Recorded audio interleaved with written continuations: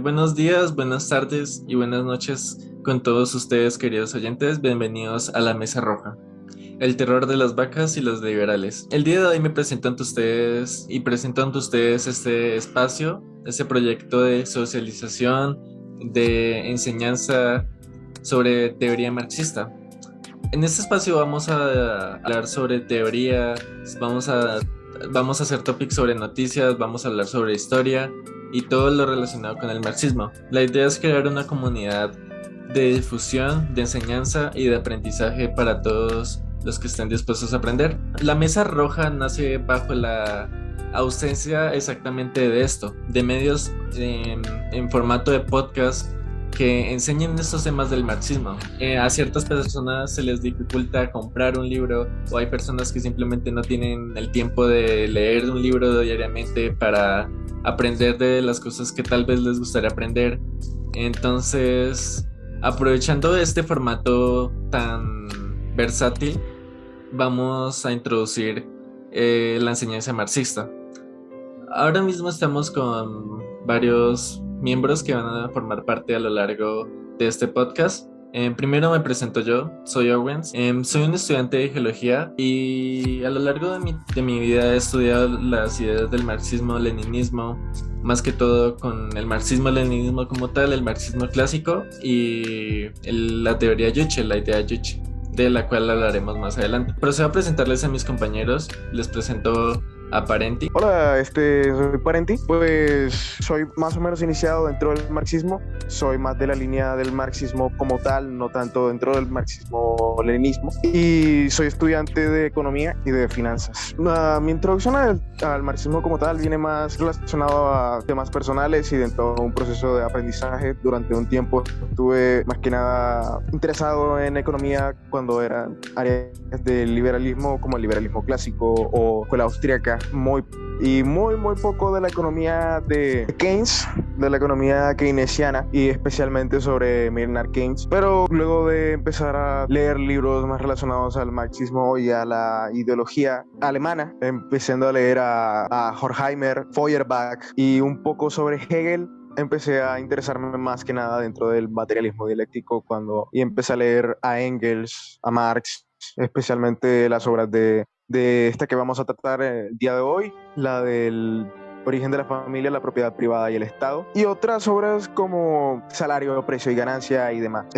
Actualmente me mantengo dentro de esta línea y he considerado que este espacio, además de servirnos como medio de divulgación para poder ayudar a otros a cómo introducirse dentro de este mundo que es bastante complicado considerando la ausencia de voces dentro de los medios de podcast y en general de cualquier medio. Queremos hacer parte de esto y poner nuestro granito de arena siendo de los primeros. Espero que les guste este programa tanto como a nosotros nos gusta producirlo y hacer parte de él. Bueno, también estamos aquí con nuestro compañero Martínez, que a continuación se va a presentar. No, como lo dijo el compañero, mi apellido es Martínez. Yo estudio filosofía y ya desde hace más 4 años vengo estudiando a Marx y toda la línea marxista-leninista, también maoísta, y un marxismo clásico. El desarrollo de esto parto de que en Colombia se presenta mucha politiquería y muchos partidos falsos de izquierda que se hacen llamar marxistas-leninistas. Hay que aclarar lo que serían las posturas reformistas y todas estas cuestiones. No toda izquierda es comunista y no todo marxismo es llamado a la democracia. También hay que aclarar de que de que no participen en épocas electorales no quiere decir que el marxismo no sea democrático. Claro que sí. Hay una democracia burguesa y una democracia proletaria, la cual actualmente nos domina es la burguesa. En ese sentido, mi interés es formar un partido político donde se creen líneas de pensamiento críticos que vayan contra estas nuevas posturas, la tradicional política colombiana, tanto izquierda, derecha y centro, y que forman un juego del liberalismo político. Bueno, también nos acompaña nuestro compañero Carl de México. Muchas gracias, Owens. ¿Qué otra cosa más puedo decir? Solamente que mi nombre es Carl, como ya se había mencionado anteriormente. Soy un estudiante orientado hacia la historia y la historiografía. La verdad que en casi todo el podcast y en todas las conversaciones yo prácticamente otorgaré todo lo que ustedes necesiten sobre la historia, sobre ciertos países, sobre cierta práctica de ciertos sistemas socialistas mientras vayamos avanzando. Pero sobre todo yo decidí incluirme en este proyecto para apoyar la idea de expandir la idea marxista y empezar a quitar dogmas y a quitar falsas ideas que tiene sobre el marxismo y el comunismo y el socialismo, que a veces se confunden, que a veces se malinterpretan y llevan a tener partidos y a ciertas líneas de pensamiento muy, pero muy erradas sobre qué es el marxismo. Y personalmente yo me considero alguien orientado hacia el marxismo-leninismo, pero no me considero alguien de izquierdas, porque anteriormente, como habían mencionado mis demás compañeros, pues no todo izquierda es comunista y no todo comunista es izquierda. Y yo nomás quisiera que disfrutaran y continuaran en la crítica y el pensamiento. Muchas gracias. Bueno, y con esa presentación partimos a dar el inicio ya al tema de hoy. Vamos a, como explicamos anteriormente, a hablar sobre el libro de Engels, el origen de la familia, la propiedad privada y el Estado, donde nos habla desde una perspectiva antropológica de las diferentes etapas evolucionaron en la humanidad para dar cabida a las sociedades modernas, a las sociedades actuales. Bueno, este libro de Engels nace bajo la iniciativa de Karl Marx para probar de manera efectiva el correcto funcionamiento de la teoría del materialismo histórico. Entonces, en ese libro nos explican las diferentes etapas de la evolución de la humanidad, pasando a través del salvajismo, la barbarie y la civilización, todo visto desde este punto de vista antropológico. La antropología como tal es la manera en la que se ha interpretado, en la manera en la que se explica cómo la humanidad ha logrado organizarse a través del tiempo, cómo ha evolucionado y cómo las relaciones internas de sus miembros se han visto afectadas, acondicionadas por las condiciones materiales de su entorno, que ahí ya también hablamos del materialismo histórico. La antropología como tal tiene su nacimiento en la Ilustración. A partir de ese punto los humanos ya empezaron a hacerse preguntas sustanciales sobre su orden social, sobre su destino y sobre su origen, pero realmente empieza a evolucionar a grandes pasos en la segunda mitad mitad del siglo XIX, donde personajes como Lewis Henry Morgan ya empiezan a establecer teorías sobre el cómo evolucionan las sociedades. Y una de estas, una de las primeras es el evolucionismo, que nos introduce tres etapas básicas, que sería el salvajismo, la barbarie y la civilización. Sobre el salvajismo hay realmente muy poco que decir, es más que todo las épocas de las cavernas, donde no había, digamos, un orden social muy sólido, donde lo que primaba era la supervivencia del individuo y de la manada. Hay que destacar en este aspecto del salvajismo digamos, el papel importante que cumplían las mujeres. En estas épocas no existía lo que hoy conocemos como la monogamia. Entonces las mujeres, digamos, que al ser las únicos progenitores reconocidos, gozaban de más respeto, digamos, de la tribu donde se encontraban, al ser las únicas progenitoras reconocidas, o sea, ya que pues todos tenían, digamos, relaciones sexuales con todos, nunca los hijos decían, este es mi papá o esta es mi mamá, solamente reconocían a su mamá. Por ende, digamos, las mujeres en esa época de la evolución de la humanidad gozaban de mayor respeto o mayor estatus que el hombre. Luego pasamos a la barbarie. El estadio de la barbarie es en el que se empiezan a formar dinámicas sociales diferentes, producto de el descubrimiento que en el salvajismo se había dado a través del fuego, de la dominación de la acuicultura en forma de la pesca, de el arco como el arma definitiva que definiría la época que nos permitiría para prácticamente trasladarnos a una sociedad nómada que era capaz de poder cazar a cualquier clase de animal o al menos a la gran mayoría, además del descubrimiento de fuego que nos permitía tener el control de prácticamente cualquier clima, sobrevivir a las nevadas, sobrevivir a las noches frías, así como también calentar comida, cocinar, prácticamente un cambio de paradigma histórico que no había ocurrido hasta este estadio. Entrando a la barbarie, específicamente hablando, es cuando la sociedad empieza a formar durante el estadio temprano o el estadio bajo, la alfarería y las primeras técnicas de cerámica, las cuales podían servirle para poder almacenar alimentos, almacenar cosas importantes, hasta incluso relatar historias, servir como aspectos culturales, etcétera. Esto es prácticamente parte de las características especiales de cualquier cultura que se desarrollase en su momento o en un lugar en específico. Además de las primeras formas de organización a gran escala, el nacimiento del Estado es una parte importante del estadio de la barbarie, y esta vería en las formas de las gens y en las formas de las polis de Estado, como la ateniense o las monarquías deísticas de las sociedades como la egipcia o como las desarrolladas en el Medio Oriente o en el sur de América. Estas obviamente estaban condicionadas bajo factores materiales que definían a su vez un contexto histórico específico y las capacidades de desarrollo de estas, siendo especialmente casos que chocan de sí entre el viejo mundo, el mundo oriental, o sea, Eurasia, África, y el mundo nuevo o el mundo occidental. Bueno, hay que destacar lo que es la civilización. Ustedes ya sabrán que la civilización parte de un conjunto de costumbres que estas forman tanto de creencias como ideas y proporcionan una cultura y avances a través del conocimiento científico.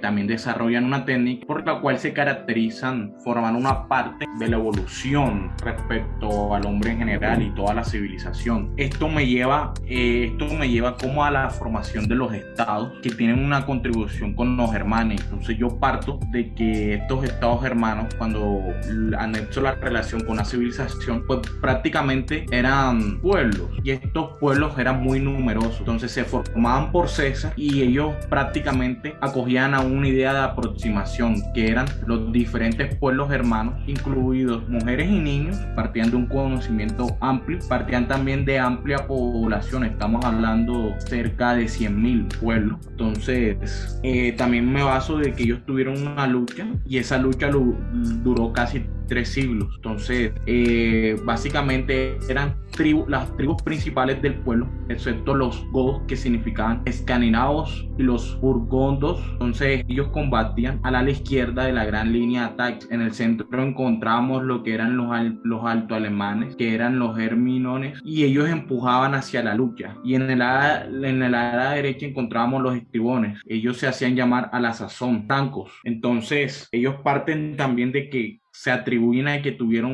una cuna larga a través de la civilización de la antigua Grecia y Romana, que ahora se encontraban junto al sepulcro y partían de la Garlopa, y esto era como una especie de niveladora, una dominación mundial que prácticamente para los romanos había pasado durante por siglos en todos los países. Partían de algo mediterráneo y ellos tenían en cuenta todas las partes, porque el idioma griego no tuvo bastante resistencia, por ende todo lo que ellos conocían como lenguas nacionales tuvieron que ir cediendo porque había un latín muy corrupto. Entonces desaparecieron todas las diferencias nacionales, no había galos. Entonces eso equivale a que no había iberos, liguras, nóricos, y todos se habían convertido en romanos. Entonces le doy paso a mi compañero Oscar. Muchas gracias. Cortando y poniendo en paréntesis todo eso, hay que dejar en claro de que aunque han sido muchas las civilizaciones que han cruzado alrededor del mundo, han existido unas que llegaron mucho antes que casi todos, y unas que se mantuvieron durante los siglos, estuvieron evolucionando dependiendo de las condiciones materiales. Y lo que la mayoría de la gente concuerda, la mayoría de la gente que ha estudiado un poco de historia, es que las primeras civilizaciones históricas y realmente ya con un sistema como de castas, de religión, entre otros, que ya estaban organizados al 100%, se fundaron cerca en el Próximo Oriente, por ejemplo, cerca de Egipto, en toda esta zona que es la península arábiga. Se empezó a crear las primeras civilizaciones así reales, que en primera fue en Mesopotamia, que se encontraba entre las cuencas de los ríos Tigris y Éufrates, que ya muchos ya saben de cuál hablo, y ahí mero se crearon las primeras civilizaciones como la antigua Mesopotamia, la Sumeria, pero la actual zona que se conoce como la antigua Mesopotamia era lo que es el Oriente Próximo en estos ríos. Esta se considera como la primera civilización real. Existieron muchas antes que no se tiene registro real, pero esta, la mesopotámica, la sumeria, etcétera, son las que se consideran realmente las primeras. Perdón, pues sí, es que lo repito mucho, pero es que tiene que dejar en énfasis todo esto. Y luego podemos considerar como la civilización sumeria, que es la más antigua realmente. Se cree que esta surgió en el año 3500 antes de Cristo y que fundaron importantes ciudades, como incluso aparece en la propia Biblia, por ejemplo, Ki, Uruk o Lidum. Y aparte, estas aquí mero fueron las que empezaron a crear sistemas de escritura como la cuneiforme, que poco a poco empezó a seguirse en otras formas de culturas. También la civilización Arcaida o Arcaida, que se podría terminar como entre el año 2300 antes de Cristo y el 2200, dependiendo de las fuentes. Pues a diferencia de otras civilizaciones, esta fue muy convulsa y aparte fue muy ajetreada, pero gracias a eso se formó el primer imperio mesopotámico, que estableció las primeras conexiones comerciales con otras civilizaciones, lo cual luego se va a comentar. Y aparte, increíblemente, que aquí se empezaron a crear varias matanzas, ya empezaron a ocurrir conflictos reales, y todo esto no solo es perteneciente del libro de Engels, sino también es parte de la historia general. También luego llega la civilización babilónica, que llegaron entre la misma zona mesopotámica en el Golfo Pérsico en el 1800 a.C., que a diferencia de esta, tal vez fuera la primera civilización con clases sociales, apareciendo por primera vez los esclavos como algo oficial. Y aparte también hubo progresos enormes respecto a la sociedad, y aparte crearon algo que se conoce como el Código Hammurabi en honor al rey, que es como una especie de compendio de entre 282 y 281 decretos que podría determinarse como la primera base del sistema jurídico actual y como las primeras leyes. Entonces aquí entraría en claro que en sí las sociedades y las civilizaciones están en constante avance. Eso es más que claro, ¿no?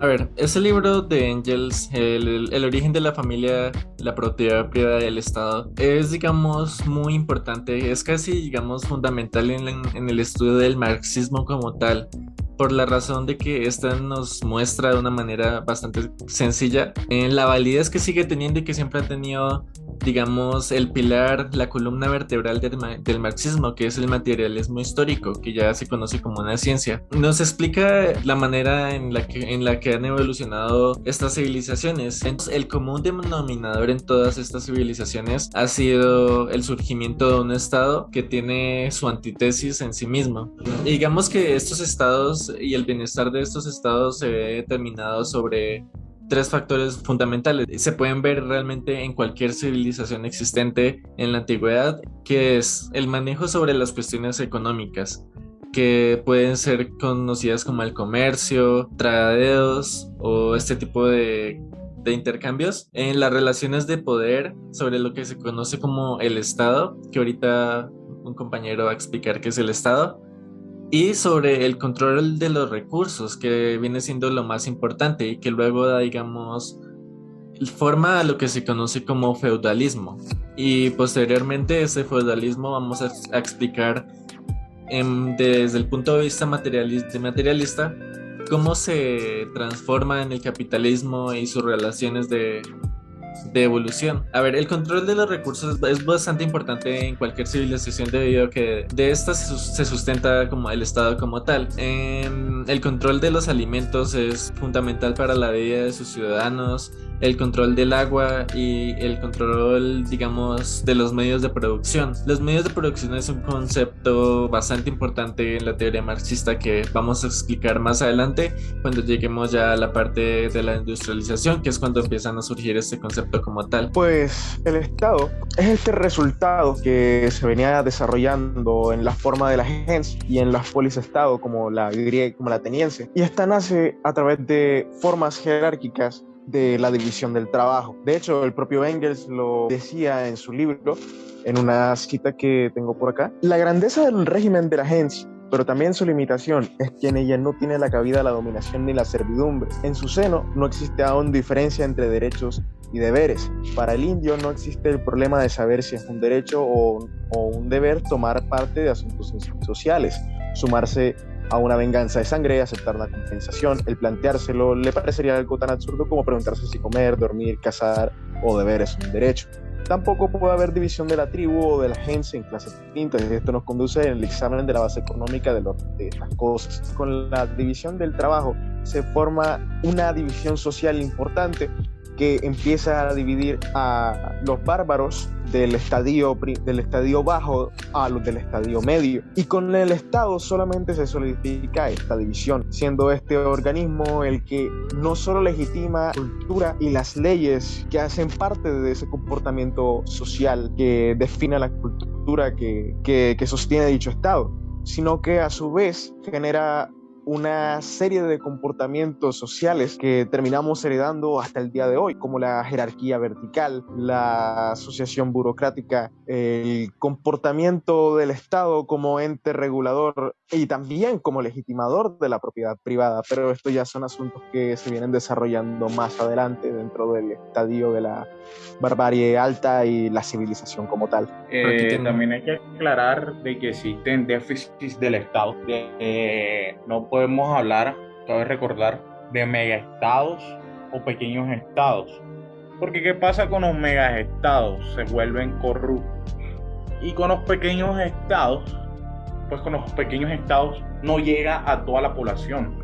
Es como lo que está pasando ahora en Colombia. El estado es muy pequeño y entonces pasa, la pandemia nos dejó de que no todos tenían las mismas dispositivos inalámbricos de internet y toda esta cuestión. Entonces, pequeños estados hacen un descuido de las provincias que son las que más les pega a este estado ineficiente. Y también a los sectores más vulnerables. Entonces, el Estado nunca va a ser alguna solución, al menos de que trabajemos por un estado de bienestar, que no trabaje por y hay que aclarar, el trabajo de el estado de bienestar no trabajará por una igualdad, pero sí hará un intento por dar pasos hacia una equidad. Ustedes saben que un estado de igualdad, cabe poco redundante, todos por iguales, estado de la equidad, pues el Estado brinda lo que la población requiera necesario, o sea, es decir, lo indispensable.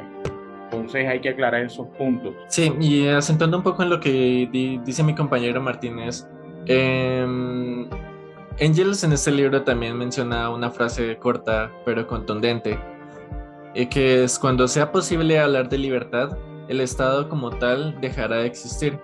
Y aquí de nuevo nos dan, digamos, pequeñas muestras de lo que más adelante hablaremos sobre los verdaderos fines del comunismo, del marxismo como tal, que es pues lo que dice Engels, la abolición del Estado, que el Estado como tal deje de existir.